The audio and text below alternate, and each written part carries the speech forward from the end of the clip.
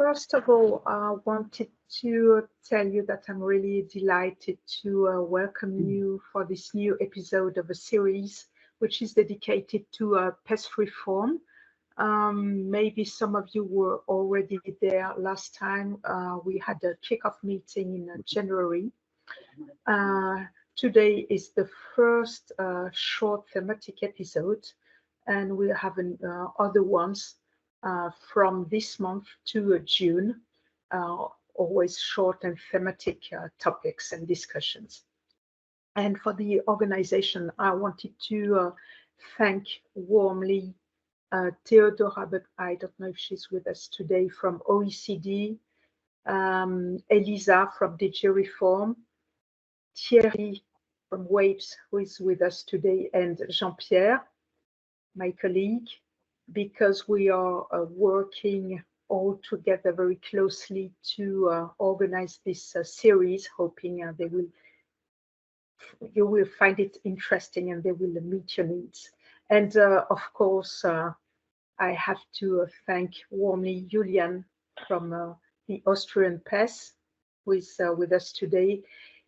He's the guest star of the meeting, and he will present the Austrian experience about the role of counsellors, which is the main topic of the meeting today. Julian will share inputs and reflections on the impacts of the labour market on the job counselling profession, but also the question of the required skills, as well as the evolution in the coming years of the so-called profession. So we are together until 12:15, but just before starting and listening to Julian, we would like to start with a short survey to, let's say, get your point of view at a glance with a question, which is quite a quiz, and I will give the floor to Thierry if you want to launch this kind of icebreaker, please. Thank you. Just a ranking about one question and five propositions, and we could. Slido is appearing on your screen. Yes. Yeah. So you have to rank in order of importance all the factors. You can scroll the different proposition, and you have just to vote for 30 seconds. I think it's. Oh.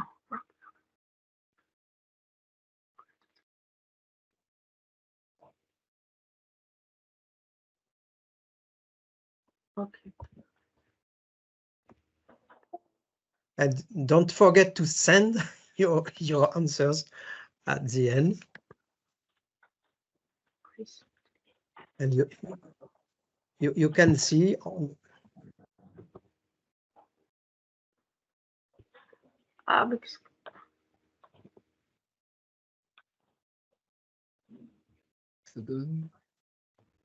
Oh.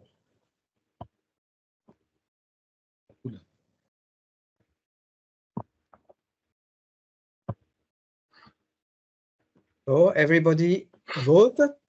No. No,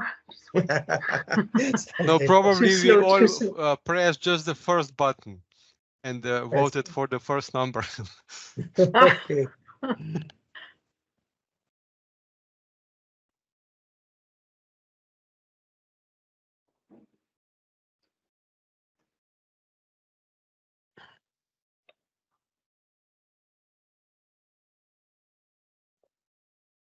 And can we close the popper, or are you going to show something? Yeah, okay. Yes, we close. Okay.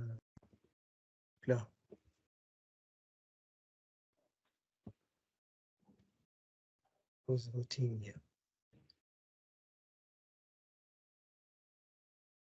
And the result, as I don't know if you see all the result. No, we don't. No.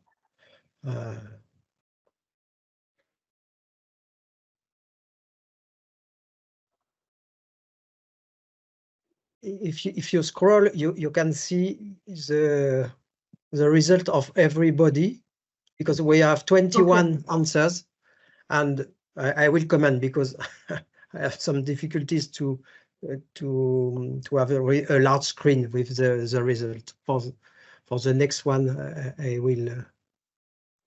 The technological advances and the automation of the task really are the first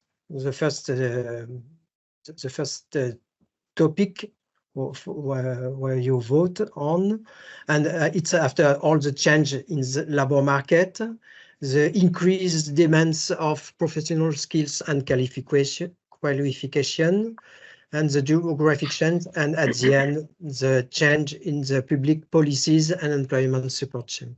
So thank you for your voting. And we will have another slide at the end of this session. Yeah. Thank you. Okay. So well, thank you. Yeah. Julian. Yeah, thanks a lot, Thierry. It's a very good transition to present now what Julian is going to show us. Do you want me to show your PPT, or do you want it to do it from your side? I can try to do it from my PC. If it does not work, I'm happy if you can step in. So wait, I'll be there. Okay, thank you. So the floor is yours now. Thank you. Can you see it? Yeah. Okay, c'est là. Okay, so good morning. It's still morning, yeah, on my clock. Bonjour à tous et à tous. My name is Julian Hiebel. I come from the Austrian Ministry, and I'm international coordinator.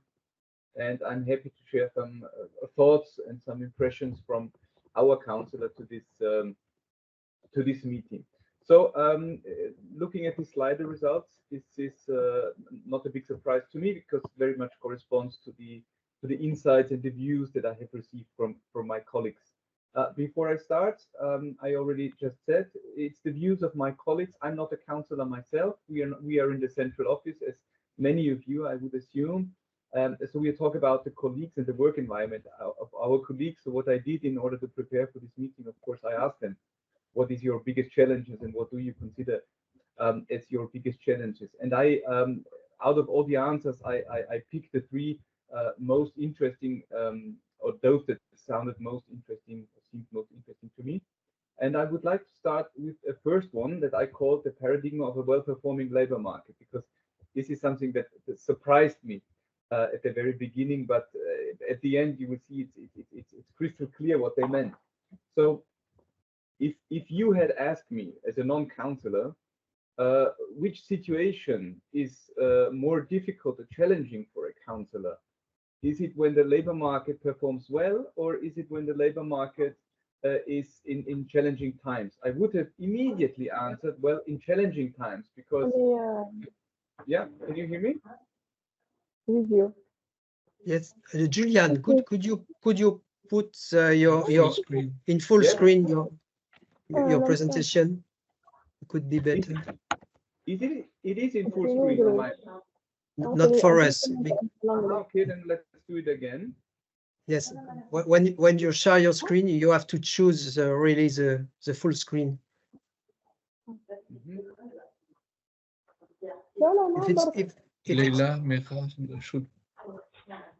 So let's try it again. Okay.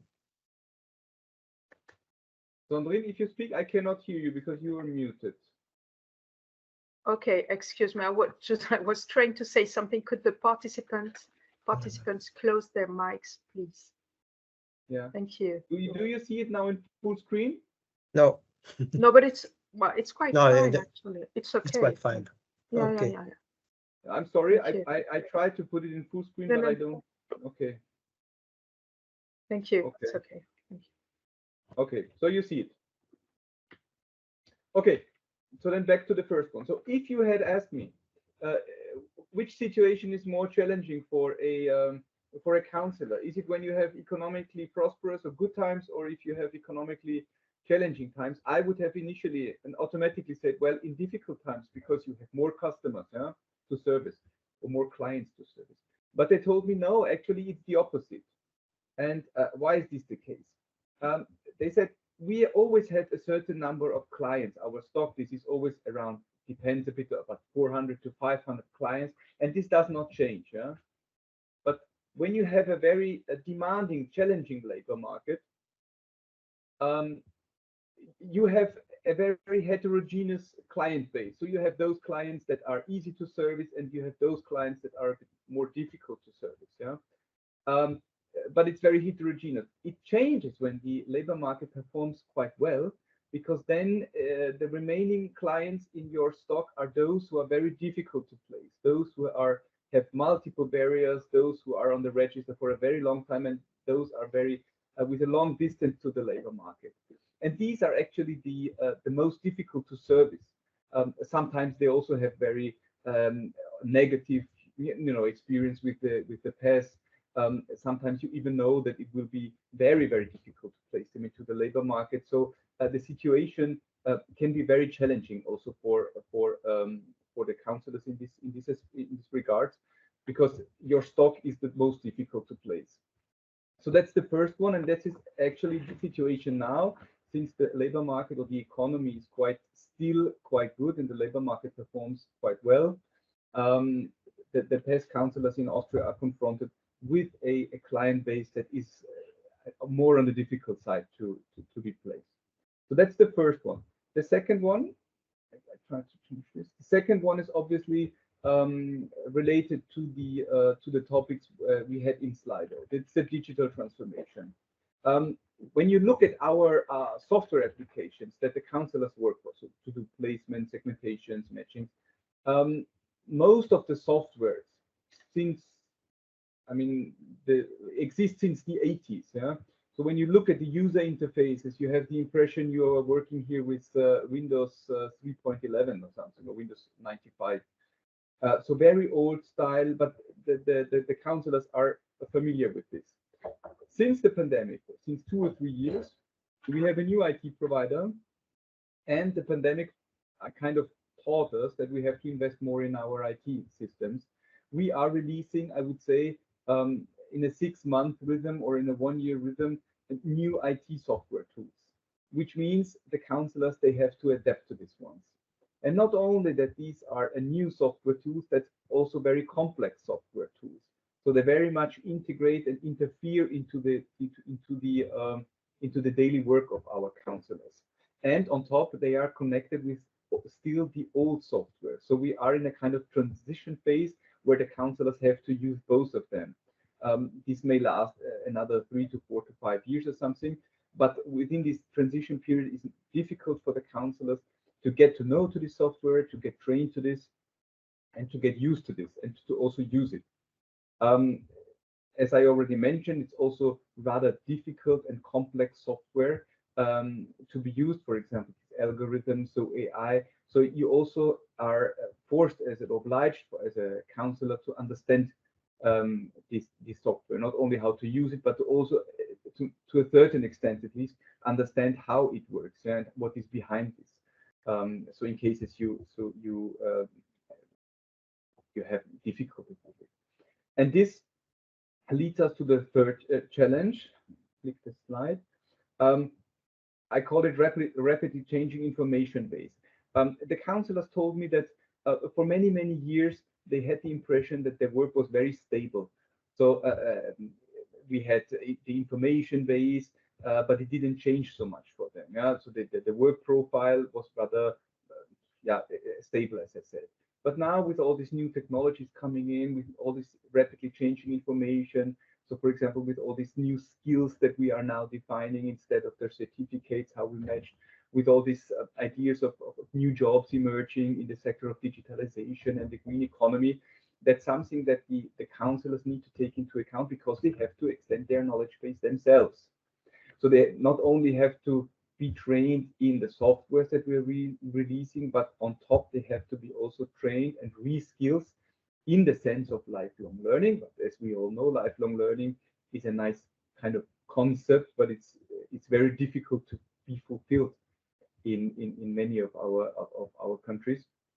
So these counselors also have to adapt to this increasing knowledge base, this constantly increasing knowledge base. I mentioned some aspects here on our slides. Legal professional skills for many years. As I said, we matched on not on competences as we do now, but on rather on certificates and professions, and this was very much limited actually. But now with this competence-based matching that we introduced, this is getting much broader and much more intense. And also the clients, they tell me the clients are now asking much more. So they want to know how they get, for example, a matching results based on this and that aspects. So the counselors have to dive much more deeper into the topic as such. Yeah, this means, of course, we on our side have to adapt also our training programs. We have a staff academy like you have in France. And of course, this means we have to issue new curricula, we have to define them, we have to invest more in our onboarding and training for our counselors. I stop here because I have said everything that I wanted to say. I'm happy for the presentation.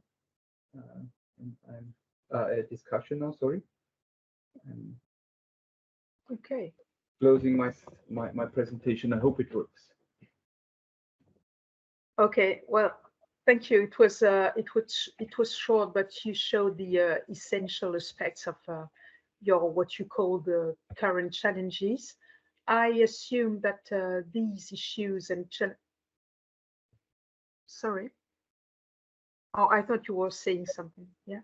No, sorry. All fine. Okay. Okay. Yes, I assume that these issues and challenges are shared by most of the participants today. I wanted to know if you could maybe tell us more.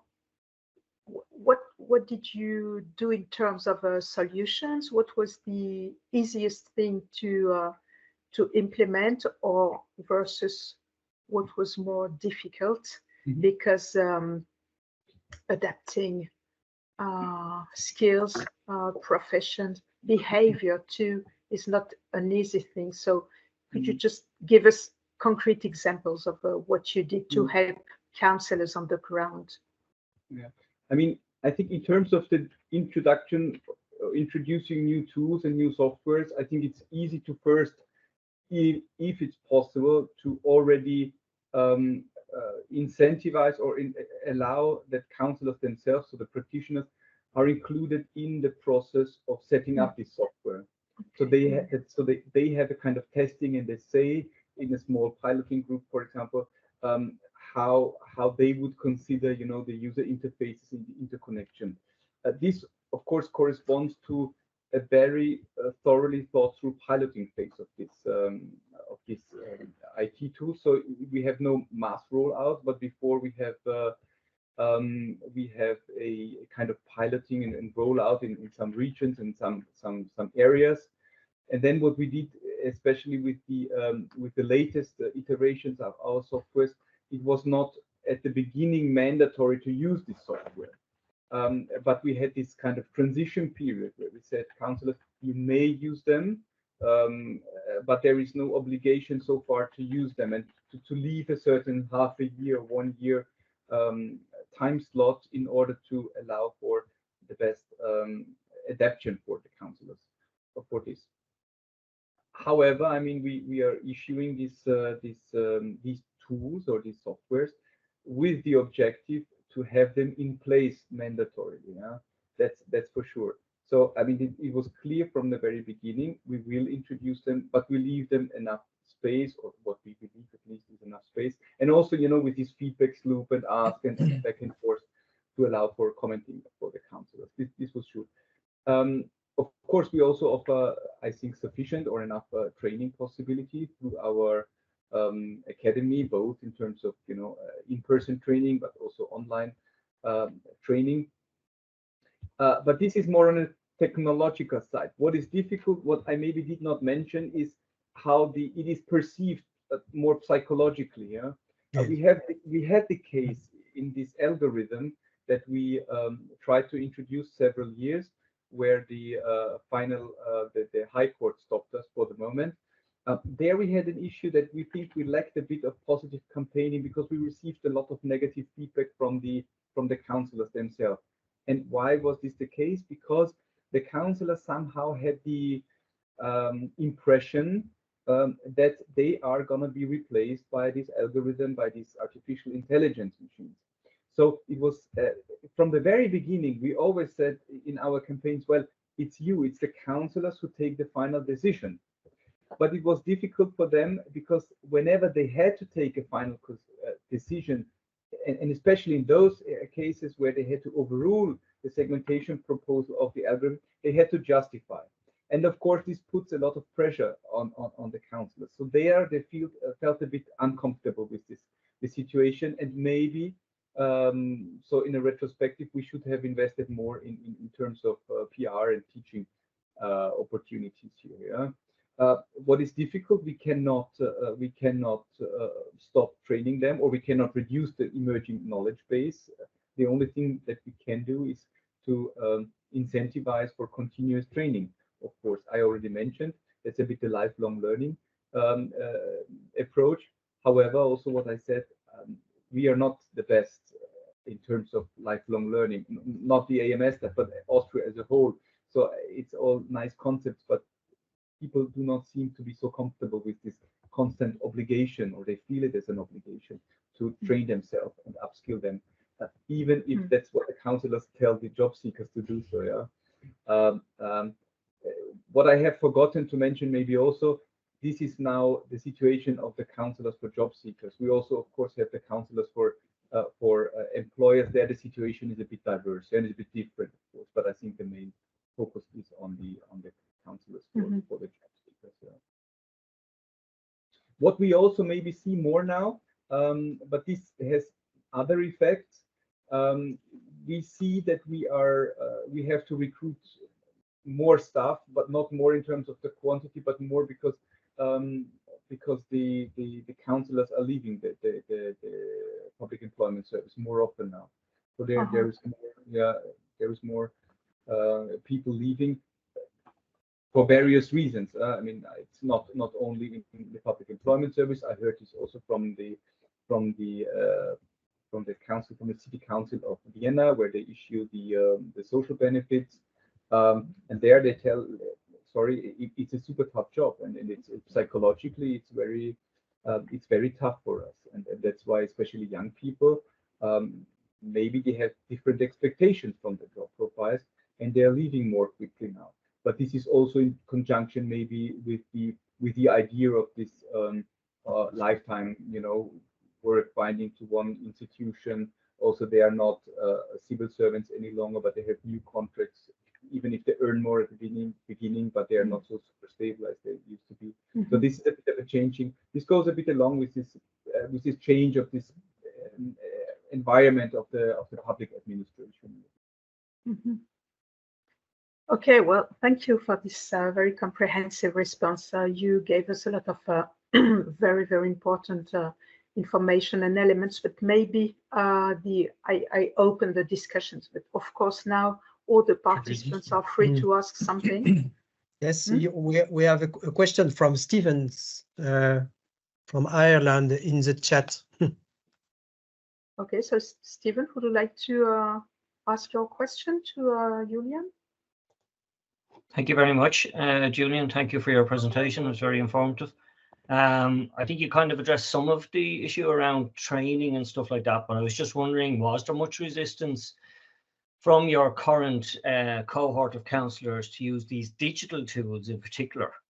And is the move to those digital tools a big challenge for those staff?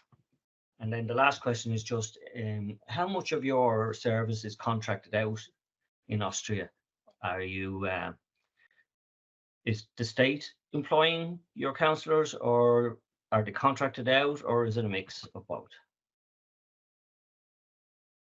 Thank you, Stephen, for your question. So the second question, maybe to address first. Well, it's the state that contracts our counsellors because we belong to the state. However, and that's what I mentioned in my very last statement before. We are not civil servants any longer. So we have private work contracts and not this public lifetime contracts any longer. In reality, they are very similar. Yeah? So there's not much a difference, but it's still different. Yeah? We also in the ministries we do not have this civil servants contracts. We call them public contracts any longer. Yeah? So this is gone since 20 years, maybe, or 30 years. Yeah? And to your first question, is there much resistance? I would say it depends a little bit. Yeah, there are tools that are, as I said, we have both at the moment. We have this very old style 1990s interfaces and programs, and we have these more modern tools. I think it's complex and it's difficult when these are combined through interfaces, what at the moment they are. So this means for the counselors, maybe even, I don't want to say double the work, but more work, because they have to click and they have more steps in order to get to the same result than before, because they have to use in parallel both systems. This will change over the next coming years. But for example, a very practical change that they have now, since I said they have these two programs in parallel, they have to work now with two screens. And for many, this is not an issue, but for some, this can be an issue.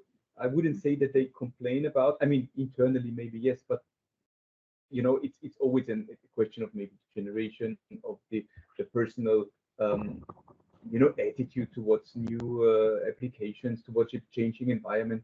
Some see this very positive and some rather negative. I think it's generally speaking difficult to say anything about how this is perceived. Yeah, but we have, of course, both. Yeah. Thank you very much. It's just a comment. Okay. Is there other questions? A comment. We have a comment from Boris from Slovenia, who say yes.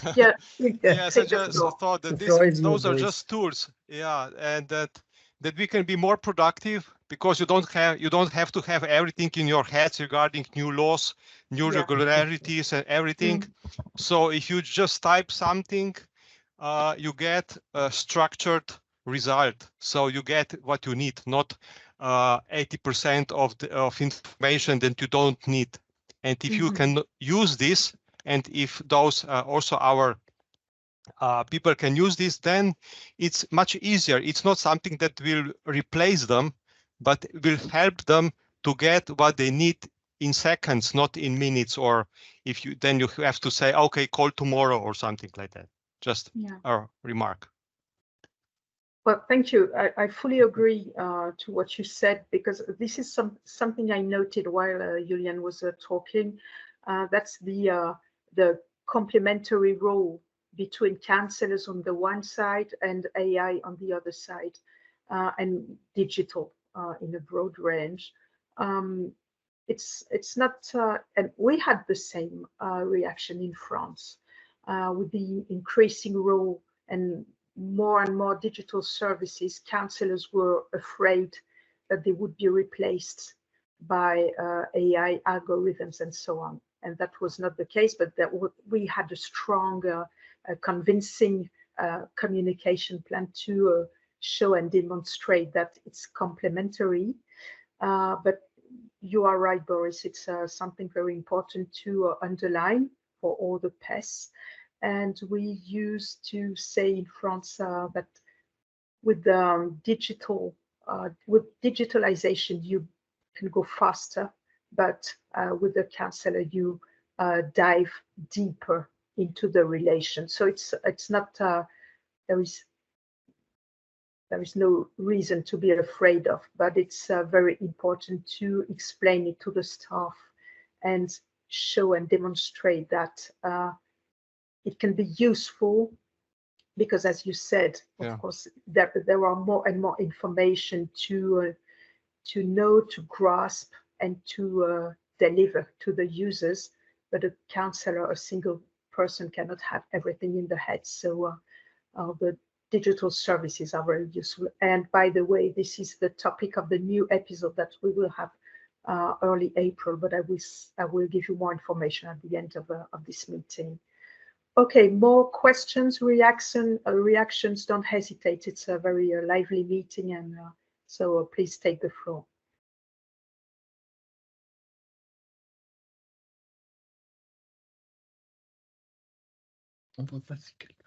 Julian, you raised your hand.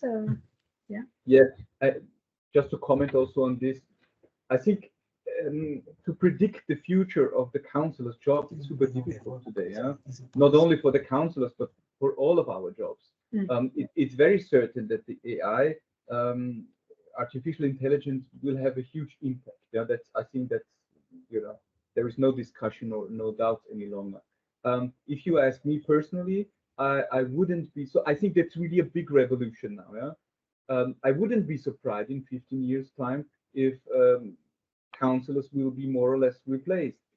Also, but on the same time, I would not be astonished myself or surprised if a PES looks exactly the same as it looks now. So I think it's really difficult to predict at this certain stage. What we know is that artificial intelligence or tools develop very, very quickly now, and some of you may know this ChatGPT that we are using now to provide information for our clients in terms of professions and skills.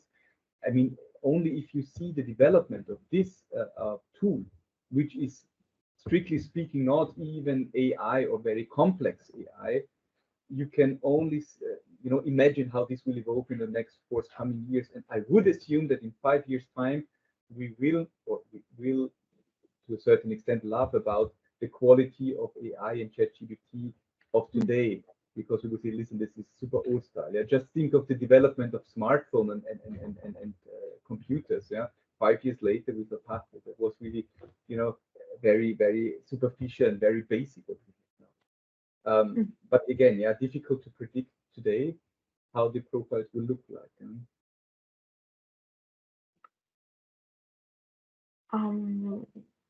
Yes, but I agree with you. And you mentioned something at the beginning of your speech, of your presentation, which was the difference between an easier labor market situation and a tougher one. But in both cases, the role of counsellor is crucial, because, for example, at the moment the labor market situation is quite positive, but it means that the job seekers who are not who have not managed to reach the labor market need very personalized and specific help and support, and this is the very role of a counsellor. And they can be supported and helped partly with digital services, but there are things, services, relations, information, and so on, that cannot be delivered artificially. Moreover, we have in France very regular and permanent satisfaction surveys, which show that most all the job seekers ask for human exchanges with counsellor, with staff, and they also say that they perceive a higher quality of service of relation when they go within a local office, rather than if they have only remote relations and contacts by phone or emails or so on. So I'm quite confident for the future, because of course counsellors cannot definitely be replaced by digitalization, but there is a question of balance between what can be done instead of the counsellor and what is the evolving role for the future. Oh, Boris, you had another comment. Yeah, I just thought that maybe the wording is not correct. It's not some super intelligence or artificial intelligence. This is just a new, more sophisticated digital tool. It's just a tool. I'm an IT guy, so we just program something, and it's more we use these large language models, but it's just software, and we get input data and do some I would say rotations in there and produce some outputs. And it's just more sophisticated. That's it. That's it. Yeah.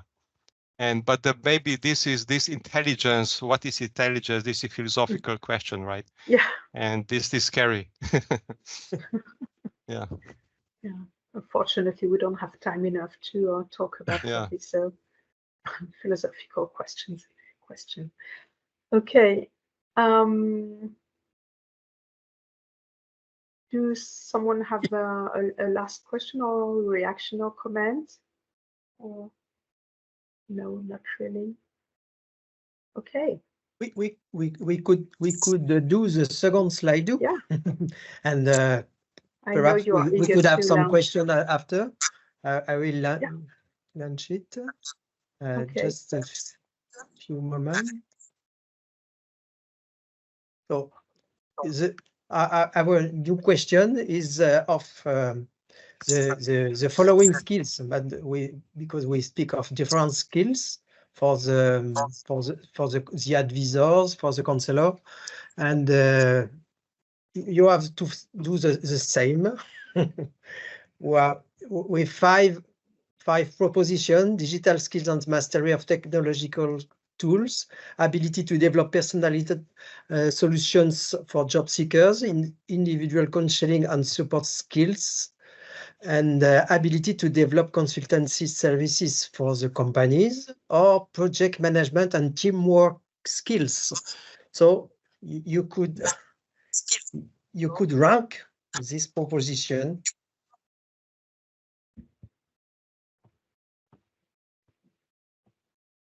30 seconds. Too short for me. Yes.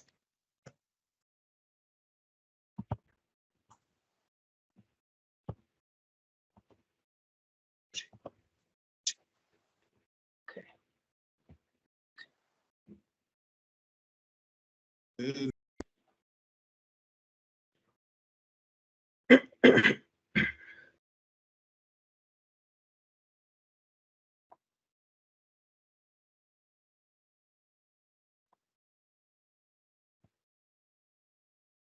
Better now.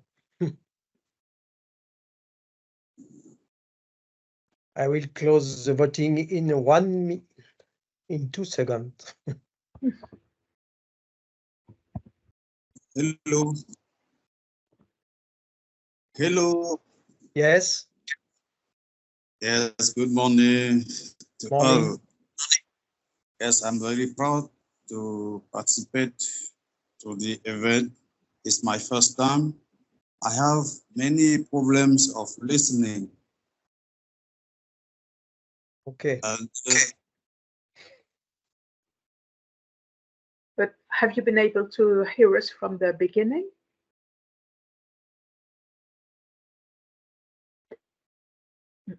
Voting is closed.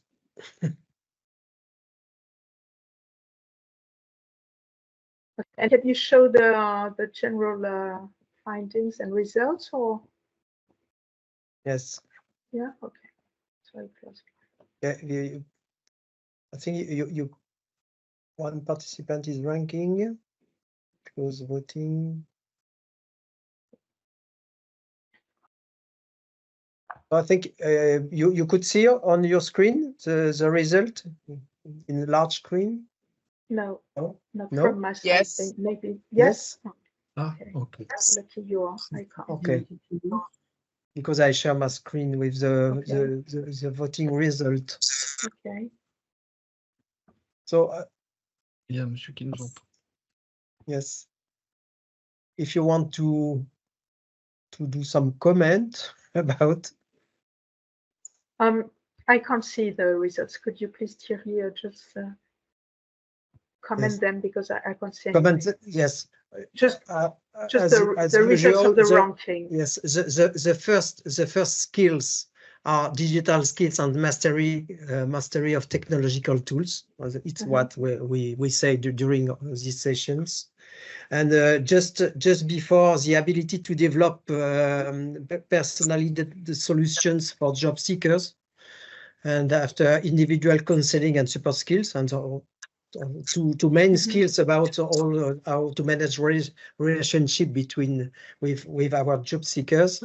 And just after, we could see the project management and teamwork skills.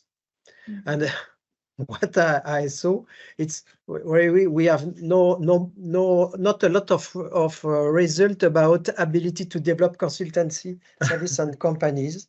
It's really the last thing, but really the third. So okay. Other comment? No. Yes, there is a raised hand, and I will have a question after that. Okay, Yes. so who raised? Stefan raised his hand. Yeah. Okay, we're listening to you. No problem. Thank you very much. Hope you can hear me okay. I know the